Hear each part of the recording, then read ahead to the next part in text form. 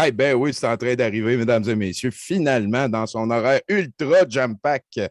Mathieu Nadeau-Vallée qui vient nous rejoindre autour d'Ivoire pour discuter un petit peu de tout et de rien et certainement de microbiologie et d'immunologie parce qu'on a deux des champions en province qui sont avec nous.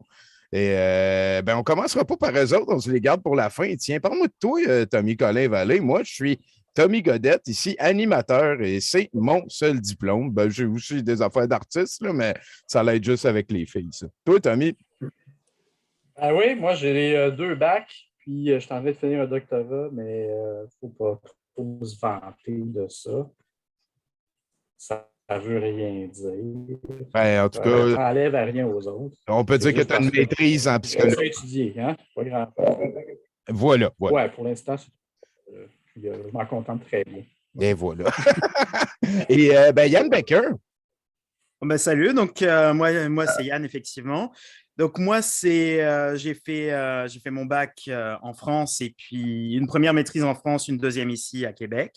Et là, je termine un doctorat en médecine moléculaire avec une spécialité en immunologie à l'Université Laval. Donc voilà, moi, les questions d'anticorps, c'est plus mon domaine, effectivement. Ah oui, ben oui. Yann, qui est la personne qui s'est greffée sur le show après, qui n'a écouté une coupe, qui a dit hey, je serais pertinent là-dedans. Et depuis, il est là, depuis en direct de Québec, on peut le dire comme ça. Et notre invité d'aujourd'hui, Mathieu Nadeau-Vallée. Salut, mon chum. Salut Tommy, moi c'est Mathieu, j'ai fait un bac en sciences biomèdes, un PhD en pharmacologie, ma médecine, puis là je suis en train de faire une résidence en anesthésie, puis je vais débuter une maîtrise en épidémiologie.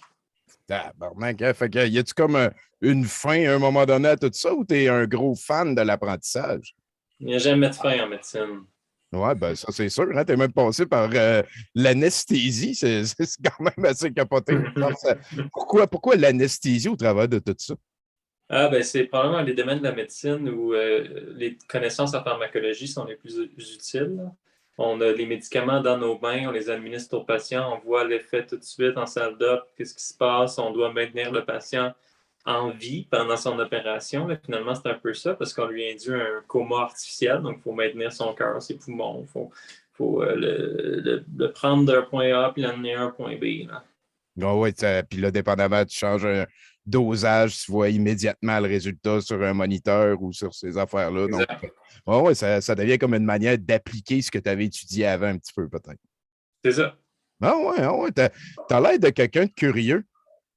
Ben, un petit peu, là, ça dépend. Des fois, oui. Des fois, je suis un peu curieux. Ça a été quoi ton plus gros défi dans ton parcours? Ben, la médecine, c'est pas facile. Là. Les études de médecine, c'est plein de défis. C'est tout le temps en train d'étudier, de travailler. Moi, j'ai une petite famille en plus. Il faut que je m'occupe de ma famille, mon fils. Aussi, j'ai fait le PhD. La moitié de mon PhD, je l'ai fait durant ma médecine. Fait que là, c'était 2 doctorats en même temps, plus une famille. Tabarnak! OK, ben là, c'est impressionnant. Est-ce qu'on réussit à dormir des fois avec tout ça? Ah oui, c'est ça. Ouais, mais c'est ça. Mais c'est pour ça que je suis en anesthésie. C'est ça, j'étais pour demander de pratiquer tes comas artificiels sur toi-même à un moment donné. Il y en a qui sont capables de faire ça, hein, comme Napoléon, il paraît, il y avait ça aussi. Là, mettons, il était sur son cheval, puis il disait ah, m'a dormi 12 minutes, puis là, 12 minutes plus tard. Fait que là, il avait l'air de jamais dormir, mais c'est juste qu'il dormait des petites tranches comme ça. As-tu un contrôle particulier sur l'intérieur de Nadeau-Vallée? C'est une affaire que tu as poignée? Non, je ne suis pas assez intelligent pour faire ça. Je vais laisser ça à Napoléon. Sinon, ben écoute, parle-moi un petit peu de ton projet de Walmart Justin Trudeau. C'est venu de où, ça? On sait que c'est un compte TikTok qui est devenu autre chose. Peut-être la genèse de ça. Qu'est-ce qui t'a amené à te lever contre la désinformation? Ben, c'est ça. Sur TikTok, moi, je faisais de l'humour, puis je voyais de plus en plus de vidéos de désinformation passer dans mon For You page. Puis quand j'ouvrais les commentaires, ben, c'était tout le temps des gens qui étaient comme oh, OK, je ne savais pas que le vaccin pouvait nous tuer ou tout ça. Puis il n'y avait personne pour défendre la science dans ces commentaires-là. Puis à un moment donné, tu sais, moi, c'était pas mon but de faire un TikTok de science. Puis à un moment donné, j'ai juste lancé une vidéo comme ça. C'était juste moi qui étais assis, il y avait une tune triste, puis ça disait quand tu as fait 2 doctorats puis que tu te fais dire par Ginette de faire tes recherches. puis cette vidéo-là est devenue virale. Là. Vraiment, là, je pense qu'il y a 5000 commentaires dessus. Il a été vu près d'1 million de fois. Est-ce que- Euh, est-ce qu'à ce oui. moment-là, tu étais encore à gérer un petit peu les commentaires? Tu faisais-tu attention d'aller déliter les affaires, les insultes, ces affaires-là? Parce que là, on sent que vu que c'est comme ton premier vidéo viral, puis en plus, c'est comme axé contre la désinformation, il y a sûrement dû y avoir comme une prise de conscience de ta présence en ligne qui s'est produite, là. Non, pas du tout à ce moment-là. Ça a pris vraiment des mois avant. OK. Ça s'est tout passé d'un coup, hein, parce que j'ai fait mes vidéos, j'en ai peut-être fait une dizaine, puis j'avais juste l'amour. C'est juste des gens qui faisaient comme Ah, wow, OK, j'étais pas au courant de cette facette-là. Puis il y a un moment donné, mais je pense que c'est autour de quand j'ai fait Tout le monde en parle, là, il y a un groupe de haters qui m'ont envahi. OK? C'est des gens qui sont très organisés. Puis, à une heure particulière de la journée, mais je peux avoir 500 commentaires de haine d'un coup. Wow, c'est donc bien weird, ça.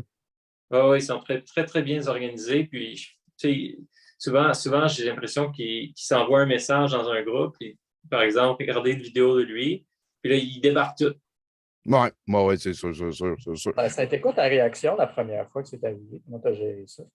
Ben, je pense que c'était au lendemain que tout le monde en parle. Puis, ben, je commençais à être écœuré un petit peu de faire ça. Puis de toute façon, j'avais dit que j'allais prendre ma retraite comme une semaine après.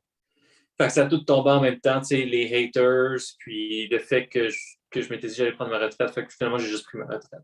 J'ai pris un mois sans rien faire, puis ça m'a fait du bien. Puis, entre-temps, j'ai réussi à monter comme une équipe de modérateurs. Puis eux, ils font la job surtout sur Facebook, là, mais ils s'occupent de justement se débarrasser des trolls. Ouais. Puis continuer à faire vivre l'idée aussi, parce que si la bullshit revient, souvent la manière d'arrêter un aspect de la bullshit en particulier, il va rester le même, là. Tu sais, si, mettons, il ramène que le vaccin COVID est mortel, ben, tu as probablement déjà fait une capsule qui dit que c'est pas vrai qu'il est mortel, puis t'explique pourquoi qu'il l'est pas, puis que ça arrive probablement dans de très rares instances et ce genre de patente-là, mais je veux dire, tempérer les affaires. C'est la même bullshit qui revient, il y a manière de faire vivre un propos qui l'adresse déjà, mettons. Oui, exact. Est-ce que tu as aimé ça, de monter une équipe de collègues comme ça? T'as-tu vécu ça comme un montage? Tu es allé voir le gars qui réparait son char, puis là, sans se virer de bord, il a dit Ah, Mathieu. Là, tu as fait Oui, j'ai besoin de toi pour une autre mission. Il dit que j'avais plus jeune Robert. Tu sais, ce genre de patente-là. Ben, ça s'est fait d'un coup, hein. C'est des gens qui m'ont contacté. C'était pas mon idée initialement. Il y a juste des gens qui m'ont dit Hey, on peut être tes modérateurs. Puis c'était des gens qui avaient déjà, tu sais, qui étaient déjà très impliqués dans le combat contre la désinformation, qui étaient déjà organisés. OK. Puis, tu sais, là-dedans, il y a des gens qui ont des diplômes de virologie, il y a du monde qui ont des diplômes d'ingénierie. C'est une communauté très variée. Oui. Ben, écoute, félicitations. C'est le fun que ton message ait eu ce genre d'écho-là. Fait que là, tu es en train de me dire qu'avant, tout le monde en parle, juste sur TikTok, tu n'avais pas comme de haters qui te couraient après ou de messages à gérer trop ta présence en ligne puis le reste. Non, honnêtement, sur TikTok, c'est très calme. Les gens sont. C'est la meilleure plateforme selon moi. J'ai jamais reçu autant de haine que depuis que je suis sur Twitter. Ah, ben oui, ça. Puis aussi Facebook. Ouais. Mais Twitter étant vraiment le pire. Ah, oui. Mais TikTok, on ne peut pas avoir de modérateur, puis j'en ai pas besoin. OK. C'est quoi la particularité de TikTok, par exemple, pour propager des messages? Donc, qu'est-ce qui fait que c'est un bon format, selon toi? Ben, TikTok, c'est unique dans le sens que n'importe qui peut devenir viral. Puis oui, c'est un peu vrai pour Facebook, mais c'est pas le même genre. C'est pas le même genre de viral. TikTok, une vidéo peut être vue par toute la planète en temps de 24 heures. Puis c'est vraiment, ça fonctionne avec un algorithme. Puis essentiellement, ils vont calculer combien de temps les gens ont passé à regarder la vidéo. Puis si, disons, 100% du monde a regardé la vidéo au complet, ben, la vidéo il va être envoyée virale. OK. Peu importe la source, peu importe c'est qui l'a fait, combien il y a d'abonnés et tout. Exactement. OK. Exactement. C'est vraiment le fait de persévérer dans l'écoute du vidéo qui est le critère de l'algorithme pour le Ouais, exact. J'ai essayé, moi, avant la pandémie, j'ai essayé de me créer un YouTube avec ma copine pour faire des jokes. Puis j'avais 3 ou 4 views par vidéo. Tu sais, par exemple, YouTube, il faut payer pour avoir des visionnements. Et puis, il faut soi-même faire sa campagne de publicité. Alors que sur TikTok, l'algorithme le fait. Si tu fais une bonne affaire, ça va être dessus. Ouais, ben ça peut être, c'est pas obligé de bonne affaire, ça peut être quelqu'un qui pète dans le bain. Ouais. Et si ça fait rire le monde, puis le monde l'écoute, ben ça va donner un viral. C'est ça. Si c'est un beau pet dans le bain, on peut dire. Exactement. Fait que c'est ça qui t'a amené à lâcher YouTube au début pour aller sur TikTok pour essayer de faire de l'humour qui aurait une portée certaine à un moment donné. C'est quand même assez capoté, ça. Oui, c'est quand même assez capoté. Puis là, aussi, TikTok offre une plateforme de montage vidéo qui est vraiment super. Fait que tout est là, c'est très simple. Puis pour juste illustrer ce que je viens de dire, sur TikTok, je suis rendu à 55 000 abonnés. Alors que sur Facebook, je pense que j'en ai 10 000, puis sur Twitter, j'en ai 10 000 aussi. Ouais. J'ai l'impression aussi que probablement que c'est de la plateforme que tu préfères encore. Si c'est celle qui partage le moins de haine, ça veut pas. Totalement. Ouais. C'est le fun aussi. Là, on dirait. Est-ce qu'il y a une limite de 3 minutes sur les vidéos sur TikTok? Oui, mais ça, c'est nouveau. Avant, c'était 1 minute. Maintenant, c'est rendu 3. OK. Bon, ça va quand même un petit peu mieux pour parler d'affaires autant compliquées que l'hydroxychloroquine, si un petit peu. Oui, Yann, tu as l'air de vouloir. Vas-y. Oui, moi j'aurais une question. C'est un peu pour reformuler ce que tu disais avant.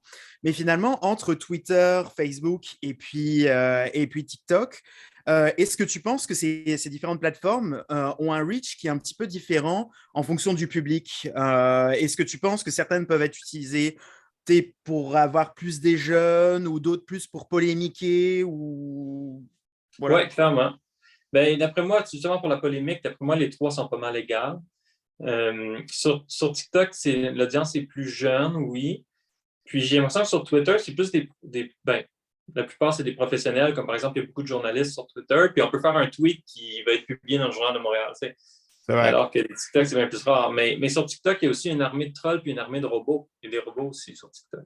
Okay. Non, je m'excuse, sur Twitter, pas sur TikTok. Sur Twitter, il y a des robots et des trolls. Sur TikTok, c'est beaucoup moins le cas.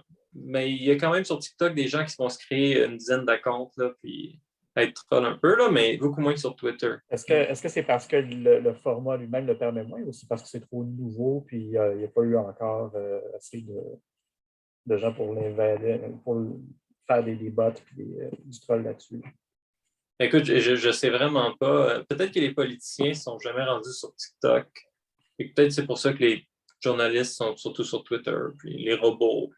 Les robots, je pense qu'initialement, ils servaient à alimenter les votes, là, à faire des mouvements politiques. Si 10 000 personnes vont donner de la haine sur un politicien, par exemple. On appelle ça de la démocratie en hostie à ce moment-là. Fait que là, on se ramène, mettons, que tu as pris ton mois de vacances, tu as pris ta retraite, mais tu as refait quelques clips aussi. Moi, j'écoute, je te remercie. Je trouve que c'est important que tu as démontré que tu étais, comment je pourrais dire, humble dans la démarche, que tu étais aussi pertinent, drôle. Souvent, ça passe rapide. Écoute, moi, je pense que, tu sais, de dire je prends ma retraite puis de revenir parce que c'est pertinent, c'est pas comme manquer à sa parole. Moi, c'est mon opinion par rapport à ton move de revenir tranquillement, pas vite. Surtout que là, tu es rendu avec une équipe, fait qu'imagine où ça peut se rendre. C'est quand même assez cool, tout ça. C'est quoi qui s'en vient pour toi? Là, j'en ai aucune idée. Là. Depuis une couple de semaines, j'essaie de retourner à mon contenu d'humour sur TikTok. Là. J'ai publié une couple de blagues, puis j'ai publié aussi un petit peu de musique. Je pense que pour moi, ça va être ça. La suite, je vais retourner à faire de l'humour, mais de temps en temps, je vais peut-être faire une vidéo plus médicale quand il y a quelque chose qui sort. Honnêtement, quand je suis sorti de ma retraite, c'était pour faire la vidéo sur la vaccination des enfants. Puis ça, quand j'ai pris ma retraite, j'avais dit, je prends ma retraite, mais je vais revenir faire la vidéo de la vaccination des enfants.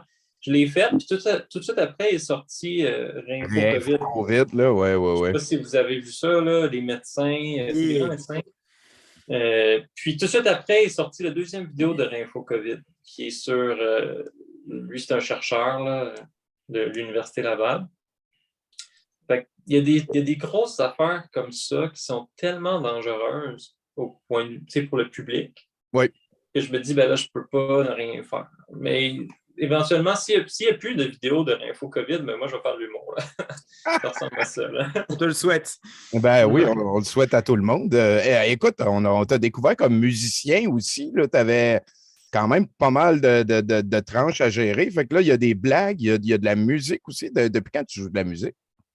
Depuis longtemps. Mais en fait, sur TikTok, j'ai 2 comptes. J'en ai un que c'est mon compte, puis l'autre, c'est un compte uniquement de musique. Puis j'ai 55 abonnés. Fait que c'est pas si super. Non, mais en fait, la musique, je suis jeune, j'ai commencé à faire de la batterie à l'âge de 7 ans. J'ai fait de la batterie pendant 10 ans. Donc, pour ça, je me suis mis à la guitare et au chant. Ah, ben slack, fait que t'es un band à toi tout seul.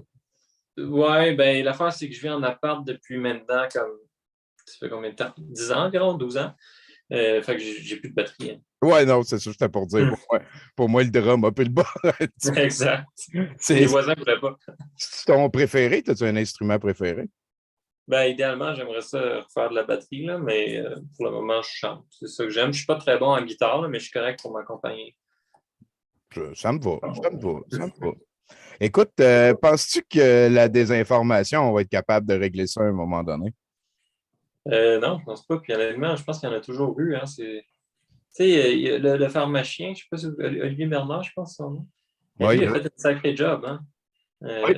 avant la COVID. Puis, tu sais, lui, c'est ça qu'il faisait. Là, il adressait la désinformation sur plein de sujets. Puis, il s'est fait ramasser là, par une gang à un moment donné. Non, il y a eu des menaces, il y a eu des. Oui, oui, oui. En fait, le show qu'on a fait avant celui-là, le Tour d'Ivoire, c'était lui, notre invité. Puis, Hein? oui, ben oui, ben oui. On est plugués, là, je te dis. Ah ouais? Ça. Ah, j'aurais aimé ça que vous l'invitiez avec moi. J'aurais aimé ça y parler. Ah, ben, Organise. ça peut se faire, ça, c'est sûr et certain. Écoute, oui, c'est vrai. Hein? Moi, je dis souvent que le premier complotiste a comme été créé quelques instants avant que la première institution soit officialisée. Dans le sens que là, ils ont dit, OK, ça va être Roger et Stéphane qui vont être les boss. Toi, Edmond, je sais que, mais non, ça ne sera pas toi. Fait que là, il est devenu le premier complotiste. Il a dit, c'est Roger et Stéphane. Fait que là, ils ont créé, je ne sais pas moi, l'institution de faut faire cuire la viande avant de la manger dans 12 400 avant Jésus-Christ. Là. Et je veux dire, c'est quelque chose qui fait partie de l'humanité aussi, là, dans le sens que ça serait quand même assez drabe de vivre dans un monde dans lequel personne peut nous faire un tour ou, à partir de quand ça commence à être du charlatanisme, puis quand on fait une blague autour du souper de famille, c'est compliqué d'essayer de tracer cette espèce de ligne-là qui fait qu'on peut vivre en civilisation, en société. Puis, c'est ça, toi, ta manière d'adresser la désinformation, c'était plus de rétablir les faits. Moi, c'est souvent plus de juste répéter puis de dire que ce qu'il vient de dire là, lui, là, ça n'a pas de bon sens. Il y a plusieurs manières d'adresser ça. Est-ce que tu en aurais comme d'autres, mettons, à nous suggérer si on veut? Il y en a une qui ce serait seulement de lui poser des questions, comme par exemple s'il dit, la personne dit, il s'organise pour qu'on soit encore en confinement pendant 2 ans. Mais c'est qui il? C'est quoi son objectif? Puis souvent, il s'arrête là, tu sais. Je sais pas. Ou ils vont dire, c'est le gouvernement du Québec. Ben, ça se passe ailleurs qu'au Québec, là. Oui. Oui, puis pas mal, c'est en site à part de ça. Effectivement, poser des questions, ça, c'est la shot des psys. Hein. C'est celle qui nous ramène souvent. J'avais bien aimé celle du communicateur aussi, qui disait qu'il fallait dédramatiser les situations, que tout était rendu trop dramatique. Ça m'a beaucoup frappé, celle-là. C'était, j'ai oublié son nom, était passionnant. Christian Désilé, non? Oui, voilà. Christian Désilé, quand même assez passionnant. Y a-t-il quelqu'un d'autre qui a une question? Là? On a quand même Mathieu Nadeau-Vallée. Là. Il y a du linge. Ben, vas-y, Baker, vas-y. Ah oui, parlez de vos affaires précises. Là. C'est quoi tu travailles ces temps-ci, Yann? Parle-nous de ton site. Moi, je suis toujours sur. Moi, je suis toujours sur le essayer de trouver des nouvelles méthodes pour diagnostiquer le monde plus facilement quand ils ont des maladies auto-immunes. Donc, Je suis effectivement aussi pas mal saucé dans les questions d'anticorps. Mon labo travaille aussi d'ailleurs sur les questions de vaccination contre le Covid et puis est-ce qu'il faut se faire une, deux ou plus d'injections pour est-ce que la vaccination perdure dans le temps? Est-ce que la vaccination perdure dans le temps chez des gens qui prennent des médicaments qui atteignent le système immunitaire, des choses comme ça. Donc effectivement, je suis pas loin de ces questions-là de mon bord. OK, c'est bon, ça, mais il n'y avait aucun mot super compliqué, là, sauf système immunitaire. Je peux en apporter plein, mais Ah ouais, ah ouais, ah ouais. Moi, j'aurais une question pour Yann, si Yann, tu es à l'aise d'embarquer dans ce sujet-là. Ouais. Je ne sais pas si tu as vu la dernière vidéo de Réinfo COVID, le professeur de l'Université de Laval.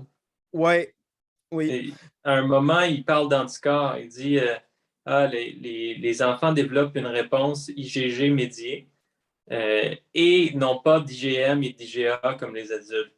Et à cause de ça, probablement qu'ils vont, étant donné qu'ils sont moins anticorps, ils vont probablement pas faire d'anticorps en réponse au vaccin. Puis à cause de ça, le vaccin ne fonctionnera pas chez eux. Ouais, ça me semble. Déjà, j'ai un peu regardé le CV de ce prof de l'Université Laval. Il publie quand même beaucoup dans son domaine. C'est un professeur de biochimie qui travaille sur les microbiotes des poissons. Mais sauf que les poissons, faudrait que je vérifie sous toute réserve. Tous les poissons n'ont pas le système immunitaire adaptatif, c'est-à-dire celui qui fait des anticorps. Ça prend un certain type de poissons dans l'évolution, les gnatostomes, des poissons qui ont des mâchoires. Quand c'est apparu dans l'évolution, c'est apparu avec un système immunitaire. Je trouve ça un petit peu étrange comme statement. Moi, j'ai jamais entendu parler. Ouais, Tommy. Parce que des poissons puis des humains, c'est deux affaires différentes, me semble. Ouais, c'est ça. Ça a déterminé, là. Ouais. C'est ça, mais il y a comme des branchements de l'évolution à partir desquels les choses apparaissent. Et puis, effectivement, c'est à peu près quand cette branche-là est apparue, en fait, quand la branche des poissons primaires à mâchoire est apparue, que le système immunitaire qui fait les anticorps est apparu. C'est comme... Mais personnellement, j'ai jamais entendu parler vraiment de production d'anticorps de type IgG avant de faire des IgM parce que dans la réponse immunitaire, en fait, quand on est à la première fois qu'on rencontre quelque chose qui n'est pas du corps, c'est-à-dire n'importe quoi qui soit exogène, un microbe, un virus, une bactérie, n'importe quoi, en fait, on va faire une première réponse qui est des IgM, un type d'anticorps spécifique. Et en fait, c'est une des raisons pour lesquelles on fait un rappel dans les vaccins. Après, ces IgM, en fait, les cellules productrices d'IgM vont subir des modifications qui vont faire qu'elles vont produire un autre type de molécule, des anticorps de type IgG, qui sera plus spécifique et qui pourra répondre plus rapidement en fait à l'infection. Donc, c'est vraiment une maturation d'affinité, une maturation vraiment de la réponse immunitaire en soi-même. Donc, l'affaire, c'est que j'ai jamais entendu parler de réponses qui commencent avec des IgG ou des IG quoi que ce soit avant de faire des IgM. Ça me paraît vraiment étrange. Je suis allé voir l'article auquel il réfère. Je pense pas que la question, c'est qu'ils ne font pas d'IgM. Je pense que la question, c'est qu'ils les gardent moins. Dans leur population d'anticorps, c'est surtout des IgG chez les enfants. Alors que chez l'adulte, il y a des IgG, il y a des IgM, des IgA. Quels que soient les types d'anticorps, de toute façon, ces enfants, s'ils font une réponse immunitaire, ils vont avoir ce qui s'appelle les lymphocytes mémoire, qui vont donc être un système de veille qui va se réactiver à chaque fois qu'ils seront infectés et qui va permettre de répondre. Donc, je pense que c'est un faux problème. Ça, c'est une espèce de bibliothèque qu'il y a dans chaque noyau de cellule dans laquelle il y a toutes les informations des anticorps qui sont capables de faire. C'est ça. À chaque fois qu'on produit à chaque fois qu'on a des cellules qui produisent des anticorps, une fraction de ces cellules, quand l'infection est résolue, le grand tas de cellules meurt et il en perdure quelques-unes. On ne sait pas pendant combien de temps, on suppose peut-être pendant toute la vie. en circulation, elles perdurent dans le corps et elles servent à se réactiver très vite et à pouvoir répondre très vite quand on a une nouvelle infection plus tard dans le temps. Ah, ben, c'est bien. Est-ce que je suis le seul qui ressent un malaise lorsque que ce soit des chercheurs, des praticiens, peu importe, arrivent avec une certitude qui communiquent comme ça? Je veux dire, ils parlent d'une hypothèse théorique qui pourrait être Valable à explorer. s'il y a de la littérature là-dessus, s'il y a fait des recherches là-dessus, Oui. les réponses immunitaires du vaccin, je veux bien. Mais partir d'un concept théorique, d'une hypothèse et dire que CQFD, le vaccin ne fonctionne pas, sur quoi il se base, en fait, pour dire ça? C'est là que les gens ont un malaise. Son hypothèse est intéressante, mais va faire de la recherche. Ça vient aussi avec tout l'emballage de Réinfo COVID, qui est comme quelque chose qui a l'air sérieux à un moment donné. Ça met des sarraux.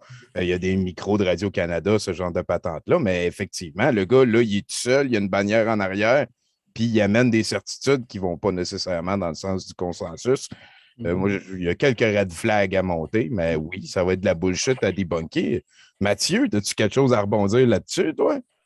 Ben, c'est un chercheur de l'Université de Laval. C'est pas une menterie, c'est un chercheur de l'Université de Laval. 2, il amène, il y a un PowerPoint. 3, il cite des études scientifiques, dont celle-ci que je viens de parler, qui est une vraie étude, puis qui est rigoureuse, puis qui est bonne. 4, il y a peu de nuances. Fait que tout ça pour dire, moi, là, si je n'avais pas étudié en sciences de la santé, là, je me fierais sur ce gars-là. Je veux dire, c'est tout comme une présentation universitaire, son affaire. Là. PowerPoint, source, le gars, tout le contexte officiel, le gars, il n'est pas nuancé. Tout son message va dans la même direction. C'est pour ça que je l'ai adressé, c'est parce que je me mets à la place du public puis je me dis, Colin, moi j'y aurais cru. Justement, le public pourrait être capable de ne pas se perdre, justement, de ne pas faire confiance aveuglément à des gens comme ça. Sur quoi ils doivent se baser? C'est quoi les red flags, justement, qui pourraient détecter que là, il y a quelque chose qui ne marche pas? Ben, c'est une bonne question. Puis je suis sûr que, tu sais, moi, en voyant cette vidéo-là, j'allume tout de suite. Puis des fois, je ne sais même pas pourquoi j'allume, mais j'allume. Il y a quelque chose qui cloche. Là, ça serait de décortiquer c'est quoi toutes les choses qui sont des red flags. Qu'est-ce qu'on peut dire là-dessus? Ce qui n'est pas un red flag, c'est qu'au début, il se présente, il dit ses accréditations, mais ce qui est un red flag, c'est pourquoi est-ce qu'un biologiste de la faune marine viendrait se prononcer sur la vaccination?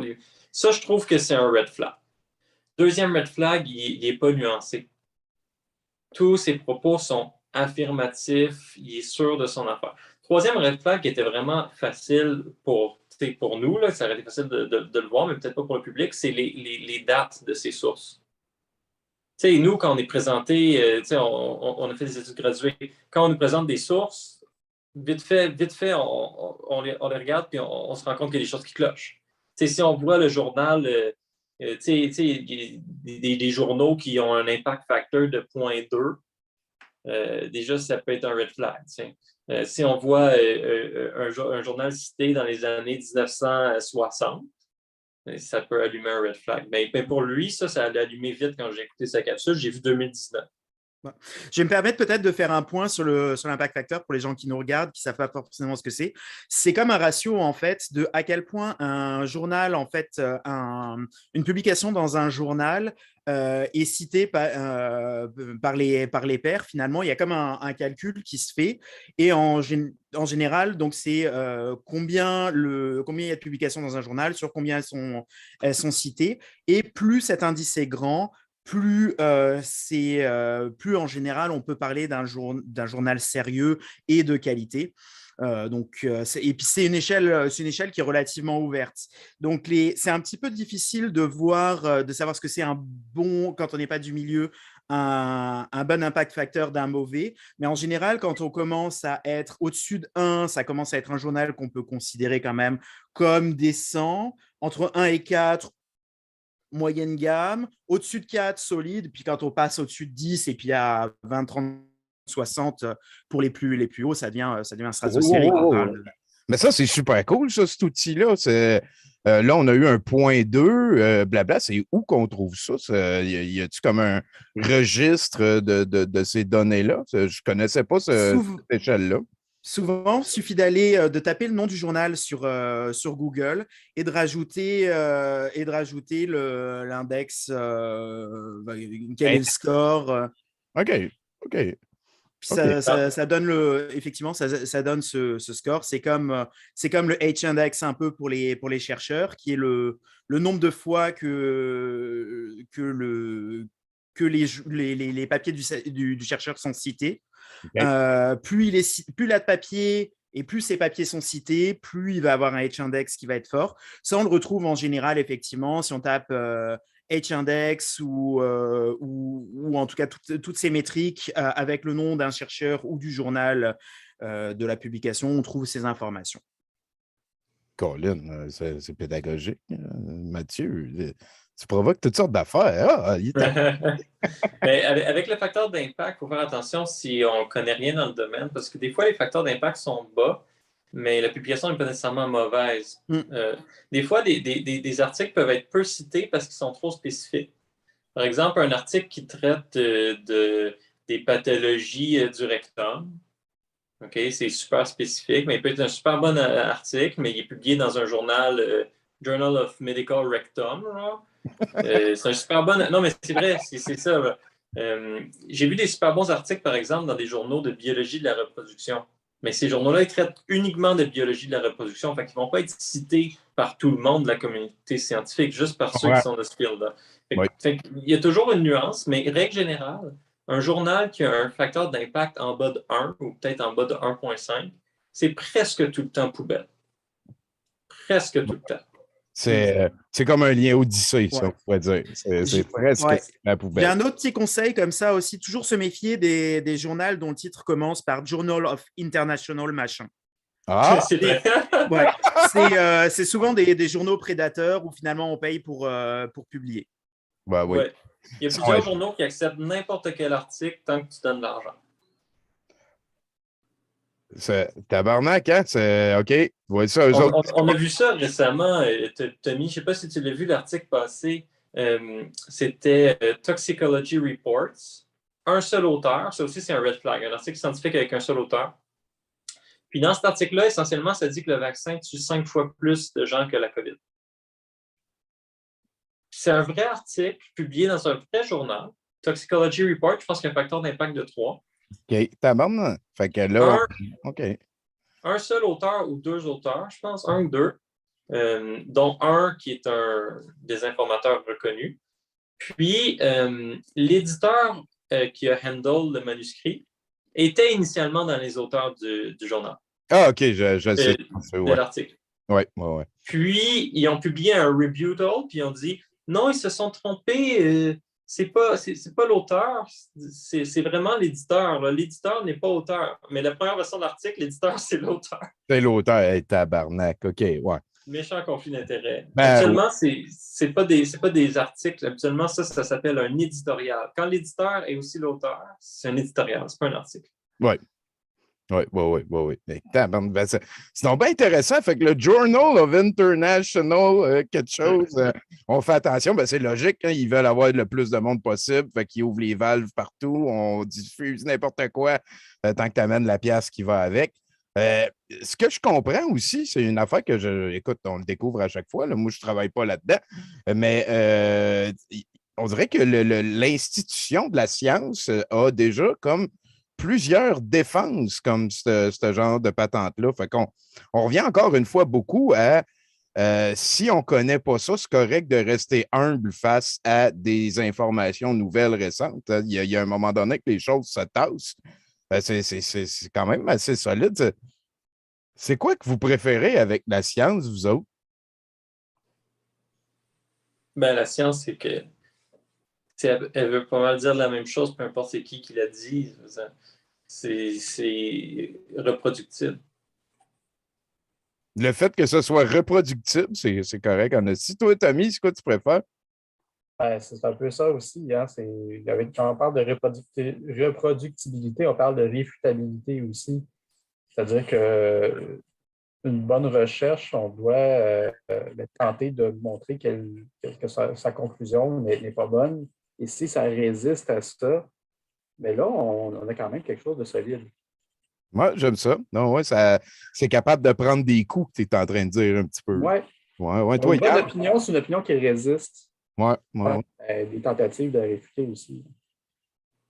Moi, j'irais sur le fait que c'est un métier de réseau, en fait. Mais de réseau dans le sens où on travaille avec un continuum, surtout dans les sciences de la santé, qui va de l'industrie ou de la recherche jusqu'au patient, en fait. Et on travaille entre chercheurs, entre professionnels. Puis ça, c'est un peu ce qu'on appelle le consensus. C'est vraiment la discussion très spécialisée, mais aussi on peut inclure les besoins des patients, Toi, c'est vraiment qui l'aspect humain. remontent des choses. Toi, c'est l'aspect humain un petit peu Oui, qui implique. l'aspect humain, mais aussi d'inclure la technique au centre de l'humain, mais de qu'est-ce que font les humains avec cette technique, parce qu'au bout d'un moment, c'est du savoir, c'est pas uniquement, enfin, on ne fait pas uniquement du savoir pour le bonheur de la connaissance, mais à un moment, on veut aussi l'utiliser. C'est ça. OK. Qu'est-ce qu'on en fait tous ensemble? Ben moi, l'affaire que je préfère là, dans la science, c'est vous trois. Vous êtes Wow. Vous êtes des Fait que, écoute, Mathieu, j'espère qu'on va se reparler dans le futur. Très sympathique. On a un petit peu revu ton parcours. On espère que ton compte d'humour va pogner. Ce serait probablement une chose qui pourrait te rendre heureux, on dirait. Tu m'enverras le lien vers ça. On va le partager. M'a fait mon possible pour que ça arrive. Puis, ben, avec grand plaisir. Fait que sinon, là, si j'ai bien compris, on vient de découvrir un nouveau variant. On n'est peut-être pas habilité à en parler vu qu'on n'est peut-être pas super au fait de c'est quoi la nouvelle patente. À moins qu'Yann ou Mathieu me disent hey, moi, je suis au courant puis on peut en parler. On verra ce qui s'en vient. Il faut garder on peut dire certaines affaires, c'est qu'a priori, ce qui est su pour l'instant, c'est qu'effectivement, c'est un nouveau variant qui vient a priori plutôt des pays d'Afrique du Sud, qui sont plutôt des pays justement où il y a une grosse proportion de la population qui n'est pas vaccinée, mais pas que. Il y a aussi une forte proportion de la population qui, pour différentes maladies, dont le sida, mais pas que, ont aussi des troubles de ce qui s'appelle de l'immunodéficience. Donc, des gens qui ont un système immunitaire qui n'est pas capable de se défendre correctement contre une maladie. Hein. Ça peut être la COVID. Comme ça peut... exogènes qu'on a dit tantôt. C'est ça. Oui. C'est ça. Donc, ça peut être ça comme plein d'affaires. Effectivement, le variant vient de là. Et ce variant aurait une quantité assez importante de mutations. OK. Mais à part ça, pour l'instant, on n'a pas encore trop les premières études face à ma connaissance. Pour l'instant, on manque de savoir quant à sa transmissibilité, par rapport à sa létalité, et puis des choses comme ça. Ça, on ne peut pas trop s'avancer pour l'instant. Fait que là, la science va recevoir une coupe de coups de poing. On va voir s'il faut changer les patentes, hein, comme Tommy disait. On va voir s'il faut réfutabilitement rétabiliser, puis là, reproduire après ça. C'est quoi ça va donner? Est-ce qu'on va avoir un vaccin modifié un petit peu? Une affaire... on verra. Rendu. Je pense qu'il y a plusieurs choses que je pourrais dire là-dessus. Premièrement, je suis entièrement d'accord avec Yann, puis c'est des pays qui ont beaucoup de personnes qui sont immunosupprimées. Comment ça se crée un variant? Ça se crée par réplication virale. Plus un virus réplique son génome, plus il y a des chances d'introduire des erreurs dans son génome. Puis des erreurs, ça se fait au hasard. Des fois, l'erreur va conduire à une protéine qui est moins capable de nous infecter. Fait que ce variant-là ne sera pas sélectionné, il ne pourra pas se reproduire. Des fois, ces erreurs-là vont conduire à une protéine qui est encore plus capable d'infecter l'humain. Là, ce variant-là, il va se reproduire à la tonne, puis on va se retrouver avec un nouveau variant. Mais c'est quoi qui augmente les chances qu'un virus se réplique? C'est de ne pas respecter toutes les mesures sanitaires, hein? Que tout le monde tombe malade, le virus, il se réplique beaucoup. Les individus qui ne sont pas vaccinés, parce que le virus se réplique plus chez ces individus-là, la grande majorité. Puis, l'autre chose, c'est les individus immunosupprimés, il faut qu'on les protège parce qu'un virus qui tombe dans un individu immunosupprimé, c'est comme un terrain de jeu. Là. Il se réplique, puis il y a beaucoup plus de chances de muter. L'affaire avec ce variant-là, c'est qu'il y a je pense qu'il y a 32 mutations dans la protéine Spike versus le Delta qui en avait 9. Pourquoi c'est inquiétant? C'est parce que le vaccin est dirigé contre la protéine Spike. Hein? Donc, si les séquences ne s'alignent pas parce qu'elle est trop mutée, bien, il pourrait échapper partiellement ou même totalement à l'immunité. Ce qui est rassurant, c'est qu'on a créé le vaccin à partir de la source originale. Si on avait un vaccin qui était, par exemple, basé sur le Delta, ça va être encore plus inquiétant parce que là, on est en plein milieu. Si on déroge par là, on reste quand même un peu proche. Oui, je comprends. C'est rassurant, mais il y a des données préliminaires qui semblent laisser démontrer qu'il pourrait être jusqu'à 500% plus transmissible. 500%. Yeah. Donc, ça fait assez peur. Ben, il pourrait aussi être moins dangereux ou encore plus dangereux. Ça, on ne sait pas encore. Tout le long que tu parlais, Mathieu, j'avais comme l'image d'un loup qui est devenu un poodle à un moment donné à force d'avoir des bébés. Puis des fois, il y a des loups qui sont devenus des espèces de gros molosses gigantesques aussi. Puis là, ce qu'on a eu, c'est plus comme une évolution vers un gros molosse gigantesque que vers un chihuahua. Ça, c'est comment qu'on peut faire pour expliquer ça à quelqu'un qui ne croit pas en l'évolution? Ça va être difficile. Ça va être difficile. On le sait. On pourrait dire que à force de recopier un livre encore et encore et encore, si on commence à recopier, je sais pas, mettons Hamlet de Shakespeare, à force de recopier encore et encore et encore en faisant des fautes un petit peu à chaque fois, au bout de 1 million de copies, 10 millions de copies, 100 millions de copies, on finira peut-être par avoir Le médecin malgré lui de Molière. Non, ok, j'aime ça. C'est Twilight, peut-être. Oui, c'est Twilight. Twilight. J'aime ça. Yann, il va souvent dans l'imprimage de feuilles. C'est une bonne analogie, ça. Ben, écoutez, moi, je pense que j'ai fini. Je pense qu'on peut laisser Mathieu aller relaxer avec sa famille et pratiquer sa guitare un petit peu. Si vous avez des questions, parlez maintenant ou vous passez une excellente fin de soirée. Comment ça va? Comment, hein? Tommy Collet dit qu'il est correct. Yann Becker aussi. Merci bien gros, Mathieu Nadeau-Vallée. Merci, ça fait plaisir. Merci de m'avoir invité. C'est un plaisir. C'est sûr que je vais te réinviter pour d'autres affaires. On verra c'est quoi l'avenir. Ce que je veux, c'est que tu me fournisses les liens vers tes comptes de musique et de blagues. On va faire sûr de les partager au plus grand nombre de personnes possible. Merci. Merci pour ton travail. Ça a été pertinent, utile. Right on, man. Je voulais te féliciter en public. C'est fait une autre fois. Puis si jamais tu as envie d'en refaire d'autres, j'espère que non, parce que ça va vouloir dire qu'il va y avoir du réinfo COVID. Puis non. Ça fait plaisir, Tommy, mais merci beaucoup de m'avoir invité. All right. On se rejase tout le monde, sinon. Puis voilà, c'était le Tour d'Ivoire. Je n'ai pas grand-chose d'autre à rajouter. Hein. Il n'y a pas comme de speech de. Faites attention à vous autres. Salut. Attention, red flag. Salut, vaccinez vos enfants.